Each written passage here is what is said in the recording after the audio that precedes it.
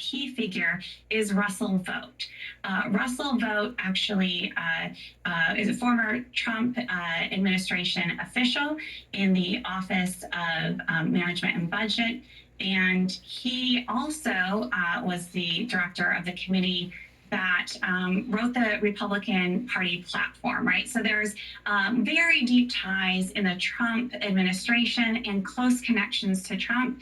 He is also a self-proclaimed Christian nationalist with very close ties to leading Christian nationalist voices in various denominations across this country.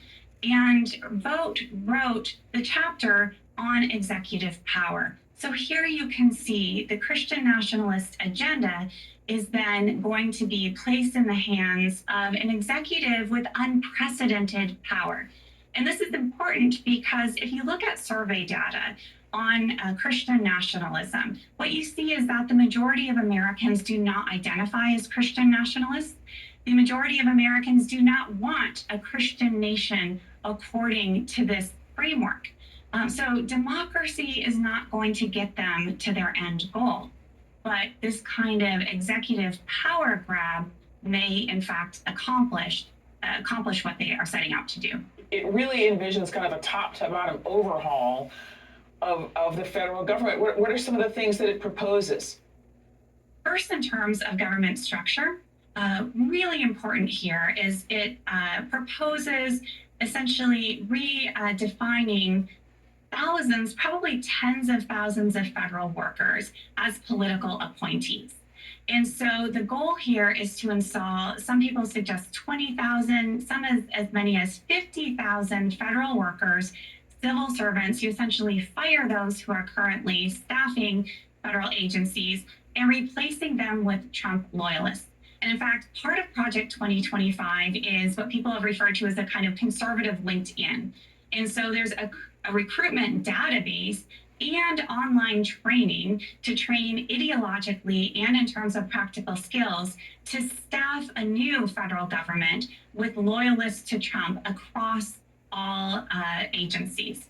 And this includes the Department of Justice. And this is a really key point to understand in terms of the repercussions here. Trump himself has made very plain that he wants to weaponize the Department of Justice and seize control over operations and then use that to seek retribution against his political enemies. Project 2025 gives him the game plan to achieve that goal. And so that's what we have in terms of government restructuring. There's much more on that front.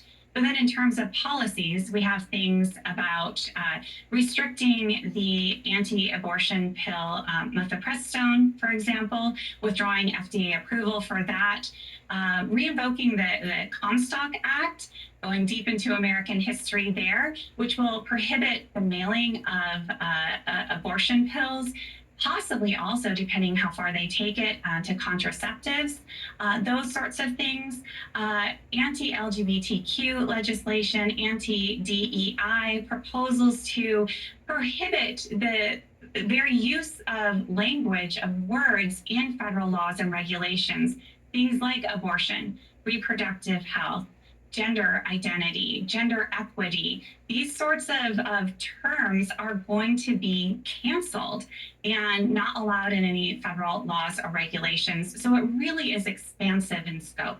In some of these proposals, there really is an explicitly Christian tone or Christian nationalist tone in their mandate for leadership. For example, in plans for the Department of Health and Human Services, it emphasizes maintaining a, quote, biblically based definition of marriage and family. As it states, for the sake of child well-being, programs should affirm that children require and deserve both the love and nurturing of a mother and the play and protection of a father.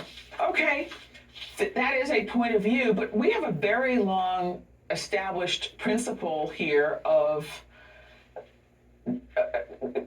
avoiding the establishment of kind of a state religion. How would this pass muster in the courts? I mean, the courts have still upheld these long-held principles that suggest that you cannot advantage one religious view over others. How do they get around that? Yeah, I'm really glad you pointed to that particular passage, which could have some real implications, obviously, for same-sex marriage, for adoption, even potentially for divorce. And so that's really key, and it's rooting that proposal in what they claim to be biblical marriage, a biblical prescription for what marriage is and is not. And there's another passage that is really important to understand the framework here. The idea that the Constitution guarantees the freedom or liberty to do what one ought to do, not what one wants to do. And that really is foundation of Christian nationalism. Yes, you are free to obey God's laws. And we are going to structure this country around God's laws. And then they redefine, rather than the right to, and to the pursuit of happiness, they say it's actually